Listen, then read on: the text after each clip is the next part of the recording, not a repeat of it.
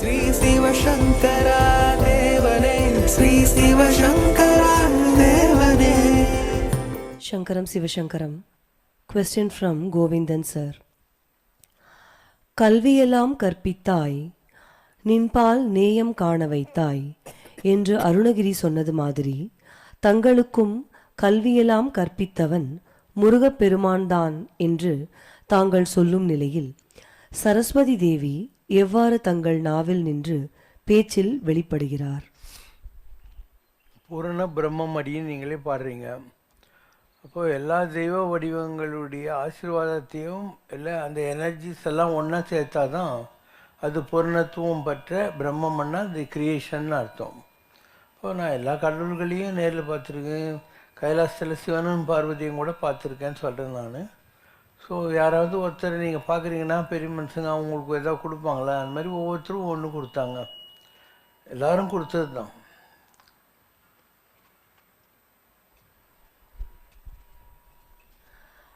ஆதிசங்கரர் ஒரு சந்நியாசியாக மாறுவதற்கு முன் தன் தாயிடம் அனுமதி கேட்டபோது அந்த தாய்க்கு இருந்த பதைப்பதைப்பு. திருச்சுழி வெங்கட்ராமன் திருவண்ணாமலையில் ரமணர் என்ற பால சந்நியாசியான போது அவரது தாயாருக்கு ஏற்பட்ட பதைப்பதைப்பு. தவத்திரு ரத்னகிரி பாலமுருகன் அடிமை சுவாமிகள் சந்நியாச கோலம் பூண்டு ரத்னகிரி முருகன் பாத கமலங்களில் கிடந்தபோது அவரது பெற்றோருக்கு ஏற்பட்ட அதே பதைப்பதைப்பு. தாங்கள் ஞானம் பெற்று சொந்தம் பந்தம் சொத்து சுகம் என்று இந்த உலகத்தின் அத்தனை லௌகீக சுகங்களையும் முற்றிலும் துறந்தபோது தங்கள் தாயாருக்கும் கண்டிப்பாக ஏற்பட்டிருக்கத்தான் செய்யும். ரமணரது தாயாரது மாதிரி தங்கள் தாயாரும் மிகுந்த மனவலியோடு தங்களை மீண்டும் குடும்ப வாழ்விற்கே வந்துவிடுமாறு கேட்டுக்கொண்ட அனுபவம் எதுவும் தங்களது ஆன்மீக வாழ்வில் இருக்கிறது? என்னுடைய ஃப்ரெண்டு ஒருத்தன் சுதந்திரம்னு கோயம்புத்தூரில் படித்தான் என்னோட ராமகிருஷ்ண மிஷனில். அவன் ஒய்ஃப் பேர் அன்பு செல்வி. அவன் அமெரிக்கா போயிருந்தான். அதுக்கப்புறம் அவன் அமெரிக்கா போகிறதுக்காக ஒவ்வொரு தடவையும் ட்ரை பண்ணுவான், கிடைக்காது, வீசா ரிஜெக்ட் ஆகும். அப்போது எங்கள் வீட்டில் தங்கியிருந்தான் அண்ணா நகரில். அவன் சொன்னால், நீங்கள் உங்கள் கையில் ஃபில்அப் பண்ணி கொடுங்க, இந்த தடவையாவது கிடைக்குதா பார்க்கலாம் அப்படின்னு. நான் ஃபில் பண்ணி கொடுத்தேன், அவளுக்கு கிடச்சிச்சு. அமெரிக்காவில் டிஃபென்ஸ் அங்கே போய் படித்து டிஃபென்ஸ் டிபார்ட்மெண்ட்டில் பெரிய போஸ்ட்டில் இருக்கா. இந்த சுதந்திரம் இந்தியாவில் வந்து ஏதோ ப்ராடக்ட்ஸ் எல்லாம் டெவலப் பண்ணிவிட்டு இது பண்ணலாம். இப்போது நாளைக்கு வந்து 3 நாள் இருக்கலாமான்னு கேட்டான், வான்னு சொல்லியிருக்கேன். அந்த பொண்ணு வந்து ஒரு ஃப்ளான்ஷெட் ரைட்டர், அதாவது உள்ள ஒரு ஸ்பிரிட் வந்து பேனா கொடுத்தா எப்படி எழுதுவோம் இல்லையா, அதுதான் ஃப்ளான்ஷெட் ரைட்டிங்ன்றது. இப்போ அண்ணா நகர் வீட்டில் இருந்தபோது எங்கள் அம்மா அவளை கேட்டாங்க, இந்த மாதிரி ஏன் வந்து அப்போ நான் ரொம்ப பிஸ்னஸ்ஸு அதெல்லாம் நொடிஞ்சு போய் ஆன்மீகத்தில் முழுக்க வந்து கொண்டிருந்த ஒரு காலம். ஐ வாஸ் சஃபரிங்னு வச்சுக்கோயேன், இனிவே செட்பேக் இருந்தது. அப்போது எங்கள் அம்மா அந்த பொண்ணுக்கிட்டே கேட்குறாங்க, ஏன் வந்து எனக்கு சங்கர்ன்னு தான் கூடுவாங்க, சங்கர் ஏன் இவ்வளோ கஷ்டப்படுறான் அப்படின்னு கேட்குறாங்க. அப்போ அந்த ஃப்ளான்ஷெட்டில் எழுதுகிறாங்க அந்த அம்மா, கடவுளின் பிள்ளைக்கு ஏதம்மா கஷ்டங்கள் அப்படின்னு. இஸ் சன் ஆஃப் காட், அவருக்கு எது கஷ்டம்லாம் அப்படிங்கிற வார்த்தையை அவங்க பயன்படுத்தினாங்க. ஒரு பாரம்பரியமான குடும்பத்தில், அதாவது வைதிக் ஃபேமிலியில் வந்ததுனால, இப்போது எங்கள் அப்பா இருக்கார், அவர்கிட்ட எல்லோரும் கேட்பாங்க, இந்த மாதிரி உங்கள் பையன் பாபா ஆகிட்டான், இவ்வளோலாம் இருக்கான் அப்படின்னு சொல்லிட்டேன்.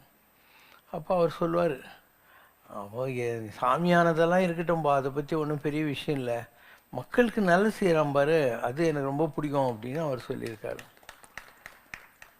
ஒவ்வொருத்தருக்கும் ஒரு, ஏன்னா அவர் வாழ்க்கையில் ரொம்ப கஷ்டப்பட்டு வேல்யூஸ் எல்லாம் காப்பாற்றி ஒரு 8 பேருக்கு வந்து வாழ்க்கையில் ஏதோ ஒரு வகையில் செட் பண்ணி மேலே கொண்டு வந்தவர். அவர் படாத கஷ்டங்கள் வாழ்க்கையில் இல்லை, அவர் பார்க்காத சுகமும் வாழ்க்கையில் இல்லை. நான் தான் சொல்லியிருக்கேன்ல, எங்களுக்கு சொந்தமாக 2 டூரிங் டாக்கீஸ் இருந்துச்சு, மணிமீரா டூரிங் டாக்கீஸ், ராஜகுமாரி டூரிங் டாக்கீஸ். ஒரு ரேஷன் கடை அவர் லைசன்ஸ் கொடுத்துருந்தாங்க, ஒரு ஜவுளி கடை வச்சுருந்தார், சொந்தமாக பணம் போட்டு ஒரு எய்டட் ஸ்கூல் ஆரம்பிச்சிருந்தார் ஸ்கூலில், மாதிரி பெரிய அளவுக்கு. அப்புறம் இதில் நார்த்தார்காட் டிஸ்ட்ரிக்ட் கோஆப்ரேட்டிவ் பேங்க்கில் வந்து அவர் டைரக்டராக இருந்தார். இது மாதிரி நிறைய போஸ்ட். அவர் சுதந்திர போராட்ட தியாகின்றதுனால காங்கிரஸ் கவர்மெண்ட் வந்த உடனே அவருக்கு நிறைய எல்லாம் பண்ணாங்க. மெட்ராஸ் வந்தால் கூட அவர் இங்கே குதிரை சிலையில் அதுக்கு பக்கத்தில் கோஆப்ரேட்டிவ்காரங்கெல்லாம் தங்கறதுக்கு ஒரு பெரிய ஹோட்டல் மாதிரி இருக்கும், கெஸ்ட் ஹவுஸ், அதில் தான் தங்குவார். அந்த மாதிரி எப்பயும் கதர் தான் போடுவார். வாழ்க்கையில் நல்லது கெட்டது ரெண்டையுமே ரொம்ப பேலன்ஸாக பார்த்ததுனால அவர் வந்து எப்பயுமே காம் அண்ட் கம்போஸ்டாக இருப்பார். எதுனாலுமே டிஸ்டர்ப் ஆக மாட்டார், ஒன்றும் பண்ண மாட்டார். ப்ளஸ் ரொம்ப ப்ரிஸ்டீஜ் பத்மநாபன். நான் இவ்வளோ வசதியாக மெட்ராஸில் இருந்த காலத்தில் கூட காலையில் வருவார், ஒரு ஃபியூ ஹவர்ஸ் இருப்பார், திருப்பியும் போயினே இருப்பார். தங்கிறது கொள்வது அதெல்லாம் பண்ணதே கிடையாது. அவருக்குன்னு ஒரு இது வச்சுருந்தார், அவர் ஒரு பாலிசிஸ்லாம் வச்சுருந்தார். அது அவர்.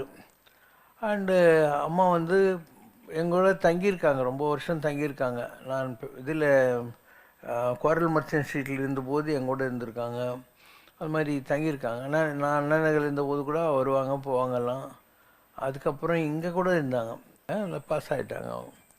அதனால் என்னுடைய ஃபேமிலி சைடில் எனக்கு எந்த ப்ராப்ளமும் இருந்ததில்லை. நான் ஆன்மீகத்துக்கு வர்றதுக்கோ எதுக்கோ எந்த விதமான ப்ராப்ளமும் எனக்கு இருந்ததில்லை. ஏன்னா அவங்களே வாழ்க்கையில் எல்லாத்தையும் பார்த்து ஞானி ஆனவங்க தான். அதனால் அவங்களுக்கு ஒரு ஆள் சாமியை தேடுறாங்கிறது ஒரு பெரிய குற்றமாக தெரியல. பகவான் கிருஷ்ணரையும் பலராமரையும் அழிக்கும் நோக்கத்தோடு ஜராசந்தன் 17 முறை மதுராவை தாக்கியிருக்கிறான். ஒவ்வொரு முறையும் ஜராசந்தனின் படைகளை முழுவதுமாக அழித்த பகவான் கிருஷ்ணர் ஜராசந்தனை மட்டும் உயிருடன் விடுவித்திருக்கிறார். இதற்கான நோக்கம் என்ன? பரிவர்கனை தனது சக்கராயுதத்தால் உடனடியாக அவன் தலையை கொய்த பகவான் கிருஷ்ணர் ஜராசந்தனை மட்டும் ஏன் பலமுறை உயிருடன் விடுவிக்க வேண்டும்? சுபாலன் அதே மாதிரி ஒருத்தர் இருந்தான் மகாபாரத்தில். அவங்க அம்மா கிருஷ்ணர்கிட்ட வரம் வாங்கியிருந்தாங்க, என் பையனை நீ கொலை பண்ணக்கூடாது அப்படின்னு. அவர் சொன்னார், அவன் 100 தடவை என்னை திட்டுற வரைக்கும் நான் சும்மா இருப்பேன், 100க்கு மேலே தாங்க மாட்டேன்னு. அதனால் அவன் 100 தடவை திட்டுற வரைக்கும் காத்து நின்று 100வது தடவை திட்டுற போது சிசுபாலனை வதம் பண்ணார். அந்த மாதிரி ஒவ்வொருத்தரை கொல்றதுக்கும் அவர் ஒரு வரம் மாதிரி கொடுத்து வச்சுருந்தார். அந்த மாதிரி ஜராசந்தனுக்கு வரம் கொடுத்துருந்தார், அதை காப்பாற்றினார். அவ்வளோதான். நான் தான் சொன்னேன் இல்லையா, அவர் நினச்சிருந்தா அவர் வந்தது எதுக்கு? மண்ணின் பூபாரம் குறைப்பதற்காக வடமதுரை தான் பிறந்தான். பாப்புலேஷனை அழிக்கிறதுக்காக தான் அவர் வந்தார். ஒரே நாளில் பண்ணிட்டு போயிருக்கலாம். அப்படியெல்லாம் பண்ணாமல் ஒவ்வொருத்தரையும் ஒவ்வொரு விதமாக கொல்றாரு அப்படின்னு நான் சொல்லியிருக்கேன். ஒரு ஆளை கொல்ற மாதிரி இன்னொரு ஆளை கொல்லவே மாட்டார் இல்லையா. ஒரு கிரேக்க எவனை அனுப்புகிறாங்க, அவனை ஒரு விதமாக கொல்வார். சின்ன வயசுலேருந்தே வந்து காளிங்கன் என்ற ஒரு விஷ பாம்பு அது மேலே டான்ஸ் ஆடி கொலை பண்ணுறாரு இல்லையா. இன்னொருத்தன் துரத்திக்கின்னு வர்றபோது இவர் போக்கு காட்டி திருட்டு பயலே சினிமாவில் ஹீரோ பண்ணுவான் ஜீவன், அந்த மாதிரி ஓடி ஓடி ஓடி ஒரு முசுகுந்த சக்கரவர்த்தி ஒரு குகையில் படுத்துட்டு இருக்காரு, அதுக்குள்ளே அவனை விட்டுட்டு இவர் தப்பிச்சுடுவார். அவன் எந்திரிச்சு இவ்வளோ வருஷம் தூக்கத்தில் இருந்து என்னை எழுப்பிட்டு இன்னும் மறைச்சி பார்க்குற போது சேர்த்துப்பிடுவான். இன்னொருத்தனை சூரிய அஸ்தமனத்துக்குள்ளே கொல்றான போது எல்லாரும் அவனை கோகுக்குள்ளே வச்சுட்டு காப்பாற்றின்னு இருக்கிறாங்க, ஜெயத்ரதன்னு பேர். அப்போது கிருஷ்ணர் அர்ஜுனை ரெடி பண்ணி வைக்கிறாரு. இவர் சூரிய அஸ்தமனத்துக்கு கொஞ்சம் முன்னாடி சூரிய அஸ்தமனத்தை உண்டாக்குறாரு. அந்த மாதிரி உண்டாக்குற போது என்ன ஆகுது, அவங்கெல்லாம் ஹான்னு வெளியே வர்ற போது இவர் தான் சொல்லி வச்சுருக்காரு, அர்ஜுனை ஒம்ப விட்டுறான். அப்புறம் தான் சூரிய அஸ்தமனம் வரலன்றது எல்லாருக்கும் தெரியும்.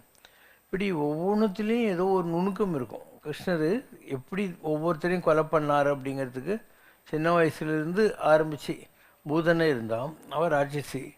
ஸோ அவர்கிட்ட பால் குடிச்சு அவ்வளோ கொலை பண்ணார்.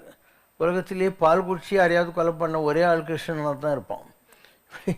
எல்லாரையுமே ஒவ்வொரு விதமாக கொலை பண்ணிகிட்டே இருப்பார். லாஸ்ட்டில் அவரை அழிச்சுக்கணும், ஏன்னா அவரும் தானே இந்த பூமியில் பிறந்தார். அதனால் இப்படி காலை வச்சுன்னு உட்காந்துப்பார். அவர் காலை பார்த்தா ஏதோ மான் மாதிரி தெரியும். ராமாயண காலத்தில் வாலியாக இருந்து ராமர்கிட்ட அடுத்த பிறவியில் என்னை கொன்னுடுன்னு வரம் வாங்கியிருந்தான் இல்லையா, ஜரான்னு சொல்லி. அவன் அங்கே இருக்கான், அவன் வந்து அம்பு விடுறான், இவர் காலில் இதாகுது. இப்படி ஒவ்வொருத்தருக்கும் ஒவ்வொரு விதமான பேட்டர்னில் அவர் எல்லாரையும் அழிச்ச மாதிரி தன்னை கூட அரிச்சிக்கிட்டார். அதனால் அவருடைய நோக்கம் அவருடைய யுகத்தை அழிக்கிறது, அதுக்காக வந்தார். அதை ஜாலியாக பண்ணிட்டு போயிட்டே இருந்தார். அதனால் அவர் நினச்சா ஒரே செகண்டில் உலகத்தை அழிச்சிருக்கலாம். உலகம் யாவையும் தாமுள வாக்காலும் நிலை பெறுத்தலும் ஒன்று, நீக்கலும் அழகிலா விளையாட்டுடையார் வராண்டவர் அன்னவர்க்கே சரண் நாங்கள். அப்போ அழிக்கிறது கூட கடவுளுடைய ஒரு பிரபாவத்தில் வருது. அது அவர் அழகாக செஞ்சார். ஒருத்தர் பல பேர் அந்த மாதிரி ஒவ்வொருத்தருக்கும் ஒரு ராமர் இருக்கார். அவர் ஸ்ரீராமோ விக்கிரவான் தர்மத்தை காப்பாற்றுறதுக்காக வந்தவர். அதனால் அவர் பெரிய அளவுக்கு அழிக்கிற வேலையை செய்யலை. தர்மம் தான் அவருடைய நோக்கமாக இருந்தது. இவருடைய வேலை பூபாரத்தை குறைக்கிறது, அதுக்கேற்ற மாதிரி பண்ணார். இந்த மாதிரி ஒவ்வொருத்தருக்கும் ஒரு வேலை, அதை எப்படி செய்கிறாங்கன்றது அவங்களுடைய இஷ்டம். இப்போ நீ செஸ் விளையாடினா அப்படி மண்டையை குடஞ்சிக்கின்னு யோசனை இருப்பேன்.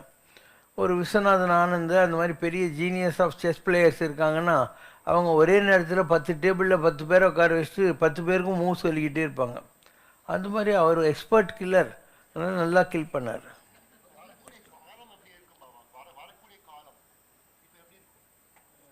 இப்போ நம்ம நல்லா தானே உட்காந்துருக்கோம்.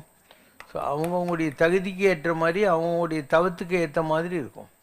இப்போ நீங்கள்லாம் இவ்வளோ நல்ல இடத்துல உட்காந்துருக்கீங்க, மிளகாப்பொடி இட்லி சாப்பிட்டீங்க, பாட்டு கேட்டீங்க, எல்லாம் தான் நல்லா நடந்துக்கிட்டது. உங்களை பொறுத்து மாத்திரம் பழம் கொடுத்தாங்க, எல்லாம் ஒழுங்காக நடந்துக்கிட்டே இருக்குது. இதே நேரத்தில் எவனோ சாராயம் குடிச்சிட்டு நடு ரோட்டில் உழுந்து கிடப்பான், இன்னொருத்தன் மெரினா பீச்சில் உட்காந்துட்டு மணலில் கை போட்டு புழுக்க எடுத்துக்கிட்டு இருப்பான் இல்லையா. ஒவ்வொருத்தரும் ஒரு மாதிரி இருப்பான். இன்னும் நிறைய பேர் இப்போல்லாம் 3 வயசு குழந்தைங்களெல்லாம் கற்பழிக்கிறானுங்க எல்லாம் சேர்ந்து. ஏன்னா ஒரு நாள் பேப்பரை திரிச்சு பார்த்தாவே எல்லாம் தப்பு தப்பாக நடந்துக்கிட்டு இருக்கிற ஒரு காலகட்டத்தில் நம்ம நல்லாயிருக்கும். இப்போ யார் நல்லா வாழ்க்கை கட்டுப்பட்டுருக்காங்களோ, தர்மத்தின் வாழ்வு தண்ணி சூது கவ்வும் அப்படின்னு. இப்போ தர்மம் அழிந்து கொண்டிருக்கிற ஒரு நேரத்தில் நாம் ஏதோ ஒரு வகையில் தர்மத்தை காப்பாற்றி வாழ்ந்து கொண்டிருக்கிறோம். நம்ம எல்லாருமே வேல்யூ பேஸ் தானே. நமக்கு என்ன, நம்ம யார் வம்புக்கு போகிறோம், என்ன பண்ணிகிட்ருக்கோம், நம்ம வேலையை நினச்சிட்டு ஒரு ஹை திங்கிங் அண்டு பட்ஜெட் லிவிங்கில் இருக்கும். தாட்பூட் தஞ்சாவூர்லாம் யாரும் செலவு பண்ணுறது இல்லைங்க. எல்லோரும் அவங்கவுங்க லெவலுக்கு ஏற்ற கண்டென்டாக பீஸ்ஃபுல்லாக இருக்காங்க. யாகங்களை பார்க்குறாங்க, பூஜை பண்ணுறாங்க, ஏதோ ஒன்று பாட்டு கேட்குறாங்க, எல்லாம் நல்லா தான் நடந்துக்கிட்டு இருக்கு. அதனால் கலியுகம் என்பது அவரவர்களுடைய தவத்துக்கும் தகுதிக்கும் ஏற்ற மாதிரியான ஒரு காலம். தவமும் தவமுடையார்க்கே யாமுங்கிற மாதிரி தவம் ஏற்கனவே இதுக்கு முன்னால் தவம் இருந்ததுன்னா அவங்களுக்கு வரும், இல்லை நல்ல புத்தி வராது. பண்டு ரீதி நீ சேசின கொலுவி வையான்னு அந்த மாதிரி நான் முன்பிறவிகளில் ஏதாவது நல்லது பண்ணியிருந்தால் அதை பார்த்து என்னை காப்பாற்றுன்னு அர்த்தம். முருகனை பற்றி அருணகிரி சொல்கிற போது நற்கரிசை ஓடக்காரனுவார். பூர்வ புண்ணியம் யாருக்கு இருக்கோ அவங்களுக்கு இந்த பிறவி பெருங்கடலில் ஓடக்காரனாக இருப்பான் அப்படின்னு அர்த்தம். அதனால் கருதா மறவா நெறிக்கான உன் இருத்தால் வனஜம் தரையன் திசைவை தான் அருணகிரி. இப்போ கடவுளை முடிஞ்ச அளவுக்கு எப்பயுமே நினச்சிக்கிட்டு எந்த ஒரு லைபிலிட்டியும் தேடாமல் ஒரு பாசிட்டிவான வைப்பில் பாசிட்டிவான திங்கிங்கோடு இருக்கிற மாதிரி ஆப்ஷன் உலகத்தில் எல்லாருக்கும் இருக்குது. நீங்கள் எப்படி இருக்கீங்களோ இதே மாதிரி இன்னும் ஒரு பர்சன்டேஜ் ஆஃப் பீப்புள் இருப்பாங்க உலகத்தில். கலியுகத்தை பொறுத்து மாத்திரம் 25% நல்லவங்க, 75% அயோக்கியனுங்க. அதனால் அந்த 25%ல் ராமராஜ்யாவில் இருக்கிறவங்கலாம் வராங்க. இன்னும் நிறைய பேர் இந்த மாதிரி அந்த 25%ல் இருப்பாங்க. அவங்கெல்லாம் நல்லா இருப்பாங்க. அவங்கெல்லாம் ஏதோ ஒரு வகையில் ப்ரொடெக்ட் ஆவாங்க. உலகமே அழிஞ்சால் கூட இவங்களுக்கு கடவுள் ஏதோ ஒரு வகையில் வழி காட்டுவார். அவங்க தான் நெக்ஸ்ட்டு வரப்போகிற யுகத்துக்கு சத்தியுகம்னு சொல்கிறேன் இல்லையா, அதில் அவங்க மெம்பர்ஸாக இருப்பாங்க, ஃப்ரெட்டர்னிட்டின்னுவாங்க. அதில் மெம்பராக இருந்துக்கிட்டு எல்லோரும் தவங்கவும் செஞ்சுட்டு நல்ல உத்தம சீலர்களாக இருப்பாங்க. இதெல்லாம் தான் சாஸ்திரத்தில் சக்கரம் மாதிரி உலகம். ஒவ்வொரு காலகட்டமும் 4 நாளாக மாறிக்கிட்டே இருக்குது. சத்தியயுகம், அதுக்கப்புறம் திரேதாயுகம், அப்புறம் துவாபரம், இது கலியுகம். கலியுகம் முடிஞ்சு திருப்பியும் சத்தியுகம் வரும். உலகம் எப்பயுமே முழுசாக முடிஞ்சு போகிறதில்ல. கொஞ்சம் பேரை கடவுள் வைப்பார். இப்போ நோவாஸ் ஆர்க்குன்னு படிக்கிறீங்க, நம்ம ஊரில் மச்சாவதாரம்னு படிக்கிறீங்க. அதில் என்ன பண்ணுறாரு, உலகமே அழியிற காலத்தில் கூட ஒரு பெரிய கப்பலில் வேண்டிய ஜீவராசிகள் ஜந்துக்கள் எல்லாரையும் கடவுள் கொண்டு போய் வச்சுட்டு 7 நாளைக்கு இருட்டாக இருக்கும், பயப்படாதீங்க, 7ஆவது நாள் சூரியன் காக்கா பறக்கும், அப்போ வாங்கன்னொன்னே எல்லோரும் வந்தாங்க. இப்படி தான் ஒவ்வொரு யுகமும் கொஞ்சம் பேரை கடவுள் காப்பாற்றி அடுத்த யுகத்துக்கு அவங்கள கொண்டு போகிறாரு. அந்த மாதிரி தான் நெக்ஸ்ட் ஃபேஸ் கூட இருக்கும். சரஸ்வதி தேவி, இவருக்கு எதுவும் டவுட் வந்துச்சு? ப்ளூவா? இது சொல்கிறது தான். இந்த சகோதரியுடைய கேள்வி, கிருஷ்ணர் ஏன் ப்ளூ ஆனார் அப்படின்னு. அந்த மாதிரிலாம் இல்லை. இந்த லூஸுங்க இந்த மாதிரிலாம் பெயிண்ட் அடித்து கிருஷ்ணரை ப்ளூ பண்ணுறாங்க. நான் அவரை பாம்பாக கட்சி ப்ளூ ஆகிறதுக்கு அவருக்கு he was having blue consciousness. Blue கான்ஷியஸ்னஸ்ன்றது என்ன, இந்த தேர்ட் ஐ. அப்போது நீலவண்ண கண்ணா வாடா நீ ஒரு முத்தம் தாடாங்கிறாங்க. அப்போ நீலவண்ண கண் அவருக்கு இருந்தது. அதை தான் அவங்க நீல் பிந்து மாதவ் அப்படிங்கிறது. நீல்னா நீளமான, பிந்துனா பிந்தியா பொட்டு வைக்கிற இடம், அதில் மாதவம் செய்தவன் அப்படின்னு அர்த்தம். அதனால் Krishna had blue consciousness and he was not blue. இதே மாதிரி தான் அந்த ராமர் வந்து பச்சை கலருன்னுவாங்க இல்லையா. இந்த கடவுளுங்களுக்கு என்ன வாட்டர் கலரு ஆயில் பெயிண்டிங்லையா வந்து குழந்தைக்கு பிறந்த உடனே அடிக்கிறாங்க பெயிண்ட்லாம். எல்லாம் நார்மலாக தெய்வம் மானுஷ ரூபேன, கடவுள் என்பவன் மனித வடிவத்தில் தான் இருப்பான். அவங்கவுங்க தவத்தினால they get some extraordinary divine energies. அது அவங்களுக்கு ஸ்பெஷலிட்டி, அதனால அப்படி இருப்பாங்க.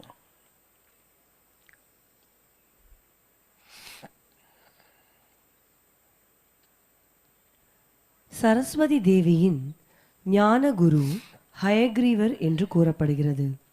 சரஸ்வதி தேவி ஒரு சகலகலா வள்ளி, ஆய கலைகள் 64ற்கும் அதிபதி. இப்படிப்பட்ட தனித்துவம் வாய்ந்த ஒரு தெய்வத்திற்கு ஞான குரு என்று மற்றொரு தெய்வம் ஏன் தேவைப்படுகிறது? ஞான நிலையில் ஹயக்ரீவர் சரஸ்வதி தேவிக்கு போதித்த ஆன்மீக விஷயம்தான் என்ன? I have already told you, God is not a noun, God is a verb அப்படின்னு. இப்போ கடவுள் என்பது ஒரு ஆற்றல், ஒரு எனர்ஜி, எலக்ட்ரிசிட்டி மாதிரி, அட்டாமிக் எனர்ஜி மாதிரி, அது ஒரு எனர்ஜி தான். நீ பார்க்கிற ராமனும் கிருஷ்ணனும் இயேசுவும் புத்தனும் மகாலட்சுமியும் சரஸ்வதியும் எல்லாரும் உன்ன மாதிரி என்ன மாதிரி இந்த உலகத்தில் பிறந்தவங்க. அப்போ பார்வதி யார்? மலையத்வஜன் மகள். அப்போது எங்கேயோ இமாலயன் சைடில் இருந்த ஒரு ஹில் கிங்கு, அவனுடைய மகள். அதே மாதிரி சரஸ்வதிங்கிறது காஷ்மீரத்தில் இருந்து இங்கே சிவபெருமான் இங்கே அந்த பிரம்மாவினுடைய மனைவியாக அவங்கள எடுத்தாங்க. பிரம்மாவுக்கு 4 தலைன்றாங்க இல்லையா. அதெல்லாம் என்ன மக்களுக்கு புரியறதுக்காக, ஒரு பிரிமிட்டிவ் சொசைட்டிக்கு புரியறதுக்காக சொன்னது. ஈஸ்ட்டு வெஸ்ட்டு நார்த்து சவுத்துன்னு 4 திசை இருக்குது இல்லையா. அதனால இந்த உலகத்தில் 4 திசைகள் இருக்குது அப்படிங்கிறதுக்காக ஊர்து முகம்னு ஒன்று வச்சாங்க. அந்த தலைக்கு மேலே ஐகிரிவருக்கு வச்சாங்க, சிவபெருமானுக்கு 5வது முகம் வச்சாங்க. அதுக்கு என்ன அர்த்தம்னா ஆகாசத்தில் அவங்களுக்கு ஒரு பார்வை இருக்குதுன்னு அர்த்தம். அதுக்கடுத்து முருகர்னோடனே 6 முகம்ன்றாங்க.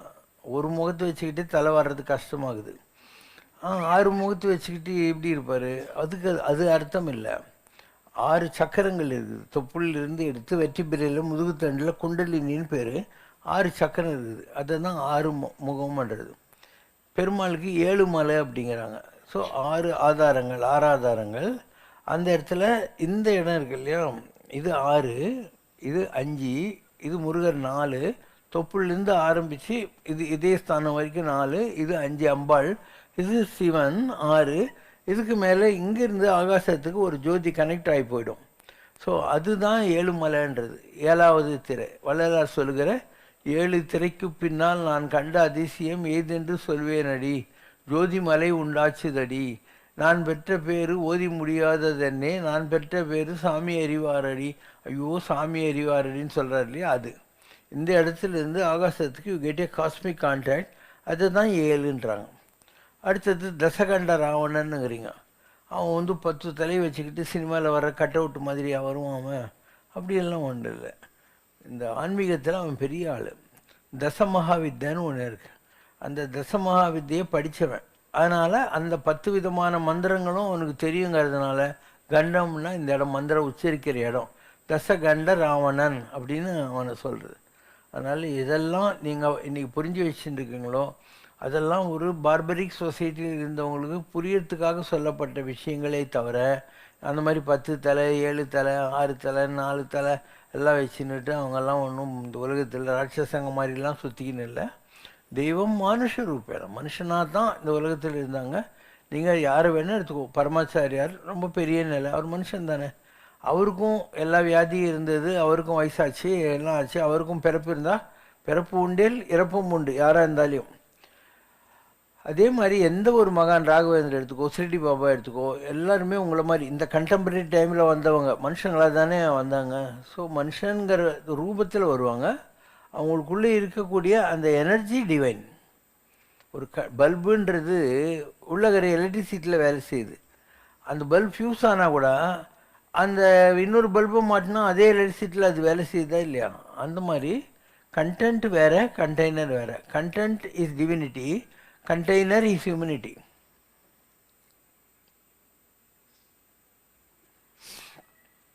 யாருக்கும் எல்லாரும் கடவுள் கிடையாது.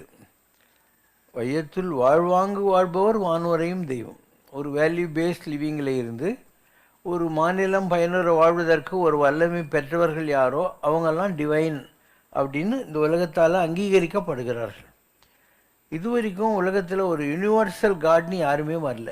இயேசு ஒரு பெர்சன்டேஜுக்கு, நபி ஒரு பெர்சன்டேஜுக்கு, ஜொராஸ்ட்ரியர் ஒருத்தருக்கு, ராமர் ஒருத்தர், கிருஷ்ணர் ஒருத்தர், அந்த மாதிரி. இப்போ நிறைய வைஷ்ணவர்கள் ராமகிருஷ்ணரை தவிர, ராமரையும் கிருஷ்ணரையும் தவிர சிவனை கும்பிடவே மாட்டாங்க. இங்கே மகேந்திரகிரி அடிவாரத்தில் ஒரு கோயில் இருக்குது, அங்கே சிவனுக்கு ஒரு சந்நிதி இருக்குது. ஆனால் அங்கே பூஜை இந்த கதவு எப்பயும் பூட்டி வச்சுடுவாங்க இந்த ஐயங்காரங்கெல்லாம்.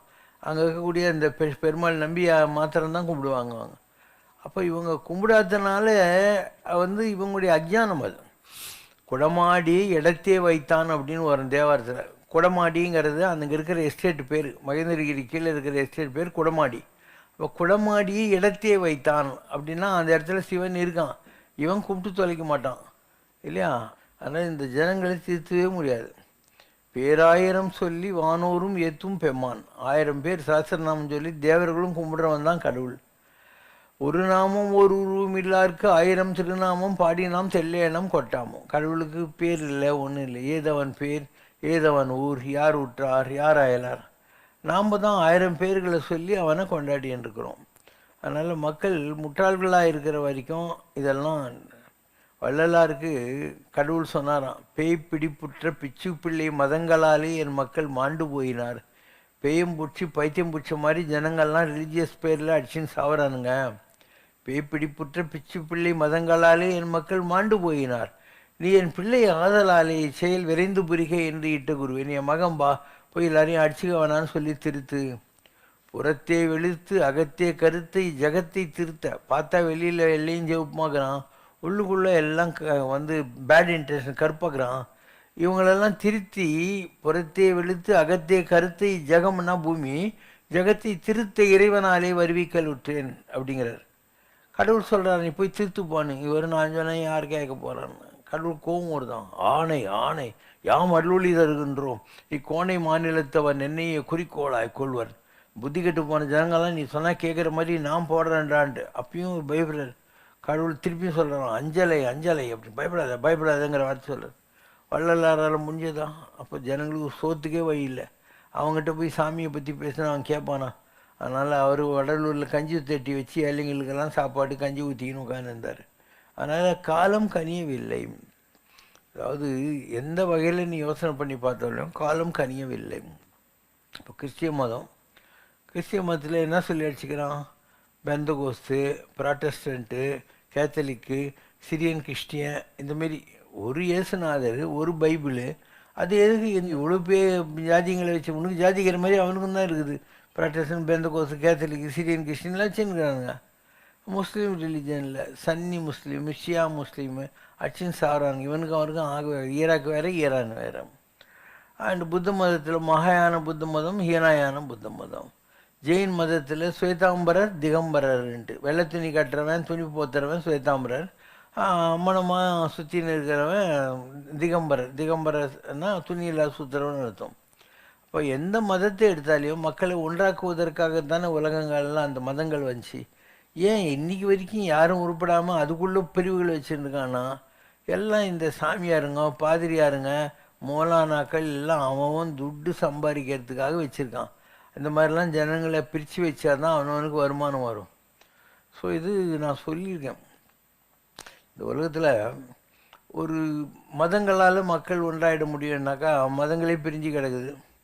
மதங்களுக்குள்ளேயும் சப்பிரிவுகளெல்லாம் இருக்குது இல்லையா? ஒன்று. அடுத்தது மொழியினால் ஜனங்களை உண்டாக்க முடியும்னு வச்சுக்கோ. அப்போ பீகாரில் எல்லாருமே அந்த மொழி தான் பேசுகிறான். வடநாட்டில் எல்லாம் ஹிந்தி அந்த மாதிரி தான் போஜ்பூரி ஏதோ ஒன்று பேசுகிறானுங்க.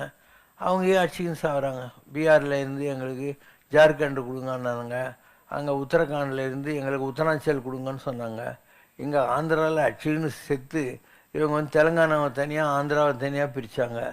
அப்போ மதங்கள் மக்களை ஒன்று சேர்க்கலை, அண்டு லாங்குவேஜ் மக்களை ஒன்றும் சேர்க்கலை. ஸோ எதுவுமே இல்லை. எதுக்கு காரணம் கேட்டால் ஒவ்வொருத்தவங்க ஒரு காரணம் தான் கண்டுபிடிப்பான். அவங்களுக்கும் எங்களுக்கும் ஒத்து வராது அப்படின்னு அதுக்கு ஒரு காரணம் கண்டுபிடிப்பான். அதனால் உலகத்தில் எல்லாருமே ஒத்துமையாக இருந்ததாக சரித்திரமே கிடையாது. ஒத்துமை எப்போ வரும்? Neither through religion, not through caste, nor language, non geographical boundaries இதெல்லாம் மாற்றுறதுனால உலகத்தில் அமைதி வந்துடாது. உலகம் என்பது யார்? மனிதர்கள். ஸோ மனிதர்களை ஒட்டாத வரைக்கும் இந்த உலகத்தில் அமைதி வராது. காடாக ஒன்றோ நாடாக ஒன்றோ அவளாக ஒன்றோ மிகையாக ஒன்றோ எவ்வழி நல்லை ஆடவர் அவ்வழி நிலை வாழிய நலனே. அரபிக்கடலும் இந்து மகா சமுத்திரமும் சகாரா பாலைவனமும் தேசம் அல்ல. மனிதர்கள் எவ்வளோ நல்லவங்களோ அவ்வளோ அந்த நாடுன்னு அர்த்தம். அப்போ மனிதர்களை ஒன்று சேர்க்காத வரைக்கும் மதமோ ரிலிஜன் இது மொழியோ ஜாகிரபியும் பொருளாதாரமோ எதுவும் இருக்காது. இப்போ பொருளாதாரம் ஒன்று சேர்த்துருன்னா ரஷ்யாலாம் கம்யூனிசமாக தானே இருந்தது. அங்கே ஏன் புயற்காற்று சூறையிலே சமடர் சடவென்று சரிந்து விழுந்தார்னு மகாகவி பாடுற மாதிரி ரஷ்யா துண்டு துண்டாக ஏன் உடஞ்சது? அதுக்கப்புறம் புட்டின் எல்லாத்தையும் ஒன்று சேர்த்தான். ஸோ கம்யூனிசம் மக்கள் ஒன்று சேர்க்கல, ஒரே நாளில் பிரிஞ்சு போச்சு. எல்லாம் சீட்டு கட்டு மாதிரி ரஷ்யாவில் இருந்தவன் பூரா அவனுடைய மிலிட்ரியில் வந்த மெடல் கிடல் ஷூலாம் ரோட்டில் போட்டு விற்கிற மாதிரி ஒரு ஏழை நேரம் வந்தது. அதனால் உலகத்தில் எப்பயுமே இந்த சாந்தி சமாதானமெல்லாம் வந்ததாக சரித்திரம் இல்லை. இத்தனைக்கும் இயேசு பிறக்கிற போது கேப்ரியல் ஆகாசத்தில் என்ன சொன்னார்? அந்த திருத்தூதுவர், உலகத்தில் சகல ஜீவர்களுக்கும் சாந்தியும் சமாதானமும் உண்டாவதாகனர். Let there be peace to every clan in this வேர்ல்டுங்கிற வார்த்தை சொன்னார். வந்துச்சா? இன்றைக்கு வரைக்கும் வரவே இல்லை. இப்போ எப்படி தான் வரும்னா மனுஷங்க மாறணும். பல்லாண்டு வாழ்கன்னு ஒரு சினிமா, அதில் எம்ஜிஆர் காலேஜ் பொண்ணுங்க கிட்ட ஒரு இந்தியா மேப்பை கொடுத்து கிழிச்சிட்டு ஒட்டுங்கன்னுவார். இந்தியா மேப் இப்படி இருக்குமா? ஸோ அவங்க ஒட்டி ஒட்டி பார்க்குறாங்க, வரவே இல்லை. எம்ஜிஆர் டக்குன்னு ஒட்டிடுவார். நீங்கள் எப்படி ஓட்டினீங்கன்னு அவர் சிரிச்சுக்கிட்டே பின்னால் காட்டுவார். இந்தியா மேப்புக்கு பின்னால் இவர் ஒரு மனுஷனுடைய கண், மூக்கு, காது, வாய் எல்லாத்தையும் வரைஞ்சிருப்பார். ஸோ பின்னால் இருக்கிற மனுஷனை இவர் ஒட்டுவார், முன்னால் இருக்கிற இந்தியா ஒட்டிக்கும். அந்த மாதிரி மனுஷர்களை ஒட்டாத வரைக்கும் எந்த நாடும் ஒட்ட போகிறதில்ல. ராமராஜ்யத்தில் நான் உருவாக்கி வைத்திருக்கிற அனைத்து வசதிகளும் ஆரம்ப காலம் முதல் இன்று வரை என்னோடு பயணிக்கும் எனது பிள்ளைகளுக்காகத்தான். இதில் புதியவர்களுக்கு இடமில்லை என்று ஒரு அருளுரையில் சொல்லும் தாங்கள், எனது நேரம் வரும்போது இந்த உலகம் ராமராஜ்யத்தை நோக்கி தனது கவனத்தை திருப்பும். வரும் காலத்தில் கடவுள் ஹெல்த் கார்டை கையில் எடுத்து விளையாட காத்திருக்கிறான். அப்போது மத வித்தியாசமின்றி எல்லோரும் இங்கு உடல் நலம் பெறுவதற்காக இங்கு வருவார்கள் என்று மற்றொரு அருளுரையில் கூறியிருக்கிறீர்கள். இந்த இரண்டு நிலைப்பாடுகளையும் தெளிவுபடுத்துமாறு. நான் 35-36 வருஷமாக இந்த ஸ்பிரிச்சுவல் ஒர்க் பண்ணிக்கிட்டு இருக்கேன். பாயிண்ட் நம்பர் 1, இவ்வளோ பேருக்கு நல்லது பண்ணுமே, ஒரு நன்றி உணர்வு இருந்தால் அவன்லாம் இருந்திருக்கணும் இல்லை, நேரத்துக்கு இந்த மைதானமே ரொம்ப இருக்கணுமே. அப்போ அது இல்லை. அப்போ அந்த ஒரு தேங்க்லெஸ் சொசைட்டிங்கிறது நீங்களே கண்ணெதிரில் பார்த்தீங்க. இவ்வளோ பேருக்கு செஞ்சு யாரும் விளங்கலைன்னு தெரியுது. அப்போ நாம் இருந்த கொஞ்சம் பேருக்கு ஏதோ ஒரு வகையில் மரியாதை கொடுக்கணுமா இல்லையா? தர்மராஜன் அவன் பிரதர்ஸ் 4 பேர் திரௌபதியோட பத்ரி நாராயணன் கோயில் பின்னால் மானுவான்னு ஒரு இடங்கு, அங்கேருந்து கைலாசத்துக்கு நடக்க ஆரம்பிக்கிறாங்க. நடக்கிற போது திரௌபதி சாகரா, பீமன் சாகரா, நகுல சகாதேவர்கள், அர்ஜுனன் எல்லாம் செத்து போகிறாங்க. அவங்க கூட ஒரே ஒரு நாய் வருது. இவன் கைலாசத்து கேட்டுக்கு போகிற போது அங்கே சொல்கிறாங்க, நாயை உள்ளே விட முடியாது, உன்னை தான் விட சொல்லியிருக்காங்கன்னு. இவன் சொல்கிறான், என் பொண்டாட்டியும் பிரதர்ஸுமே என் கூட வர முடியல, இந்த நாய் தான் வந்துக்குது, இதை உள்ளே விட்டால் நான் வரேன், இல்லைனா வரமாட்டேன் அப்படின்னு சொல்கிறான். இதை தான் நானும் சொன்னேன், ஏன் என் பொண்டாட்டி வர முடியல, என் பையன் பொண்ணையும் கூட ஆன்மீகத்தில் வர முடியல, நீங்கள் தான் வந்துன்னு இருக்கீங்க, அதனால் உங்களுக்காக நான் தர்மபுத்திரம் மாதிரி லாஜிக் பண்ணுவேன் அப்படின்ற வார்த்தை நான் என்றைக்கும் சொல்லின்னு இருக்கேன். இல்லை, ஏன் மற்றவங்களால் வர முடியல, அவங்களும் எங்கூட இருந்தவங்க தானே, மற்றவங்கெல்லாம் கூட எங்கூட இருந்தவங்க தானே. அது பிராப்தின்னு ஒன்று, ஒட்டுறது தான் ஒட்டும், ஒட்டாதது ஒட்டவே ஒட்டாது. அதனால் ஆன்மீகம் என்பது ஒரு கமிட்மெண்ட்டு, ஒரு லாயல்ட்டி, ஒரு டெடிக்கேஷன். அது வராமல் நீ நான் ஆன்மீகம்னு சொல்லி பாபா ஃபோட்டோ பர்ஸில் வச்சுன்னுக்கிறலாம் சொல்கிறது வேஸ்ட்டு. அது கூட நீ சும்மா இப்போ யாரோ ஒருத்தன் நான் பாபா அப்படின்னு ஆரம்பிச்சோன்னு உனக்கு பக்குன்னு இருக்கும், பாபா பற்றி ஏதாவது தப்பாக சொல்ல போகிறான்ட்டு. அவன் இல்லை நான் பாபா டிவோட்டின்னு ஒன்று நான் கூட தான் அப்படின்னு எடுப்பேன். அதனால் இதில் கூட இல்லை, அறக்குறைங்க தான், யாரும் நிஜமான டெடிக்கேட்டட் கமிட்மெண்ட்டில் இருக்கிற ஆளுங்க இல்லை. They seek their personal ego at stake then a performing Mahatma. எவ்வளோ பெரிய மகாத்மா இருந்தாலையும் அவன் அவனுடைய ஈகோவை தான் பார்க்குறானே தவிர அக்செப்டிங் அ மகாத்மா. பேசியிருந்தார், அவர் யாருக்கு நல்லது பண்ணல. பறவைக்கு கூட ஒதுங்குவதற்கு ஒரு கூடு இருக்கிறது, கடவுளுடைய பிள்ளையாகி இயேசு இருக்கோ தலை வைத்து படுப்பதற்கு ஒரு செங்கல் அளவு இடமும் இல்லைங்கிறது தானே பைபிள். அப்போ 30 வெள்ளிக்காசுக்கு ஜூடாஸ் காட்டி கொடுக்குறான். சிலுவை தழும்போடு வந்தாலையும் டவுட்டிங் தாமஸ் நம்ப மாட்டேன்னு சொல்கிறான். கோழி கோத்துக்கூட 3 தடவை யாருன்னே தெரியாதுன்னு சொல்கிறான் பீட்டர் சைமோன். அப்போ 12 பேர் அவர் கூடயே இருந்து அவருடைய எல்லா அதிசயங்களையும் பார்த்தவங்களே அவரை கைவிட்டுட்டு அவர் அனாதையானதானே இருந்தார். நீயே சொல்லு. லாஸ்ட்டில் பிதாவே என்னை ஏன் கைவிட்டீர்னு தான் சொன்னார். Father why have you forsaken மீங்கிற வார்த்தையை தான் அவர் பயன்படுத்தினார். அதனால் உலகம் எந்த ஒரு மகானையும், ஒரு கலிலியோ வர்றான், அவனை கண்ணை பிடுங்கி காட்டுக்கு துரத்தி விடுறாங்க. இது மாதிரி எத்தனை பேர் உலகத்துக்கு, சாக்ரட்டிஸ் வர்றான், அவனுக்கு விஷம் கொடுத்து கொலை பண்ணிடுறாங்க. இப்படி எல்லாரையும் இந்த உலகம் வந்து இப்படி தான் பனிஷ் பண்ணிச்சே தவிர அவங்கள மதிக்கவே இல்லை. அதனால் எனக்கு என்னுடைய ப்ரிடிசீசர்ஸ்ன்றோம் இல்லையா, அவங்கள பற்றியெல்லாம் தெரியும். இந்த உலகம் அவங்கள எப்படி ட்ரீட் பண்ணிச்சுன்றதும் தெரியும். ஆனால் அதில் யாராவது தப்பிச்சுட்டு இருந்தீங்கன்னா கடைசி வரைக்கும் நான் சொல்கிற மாதிரி தான், நாயை கூட்டின்னு போன மாதிரி நானும் உங்களை கூட்டின்னு போவேன் அப்படிங்கிற வார்த்தையை சொல்லிக்கிட்டு இருக்கேன். இது வந்து ரொம்ப சீரியஸான ஆன்மீகம். வெளியே பார்த்தா ஜாலியாக அடிச்சுன்னு இருப்பேன், கூத்தடிச்சுன்னு இருப்பேன். ஆனால் உள்ளுக்குள்ளே ஒரு ஃபயர் மாதிரி ஒரு சித்தாந்தவாதி நான். அதனால் நெருப்புடா.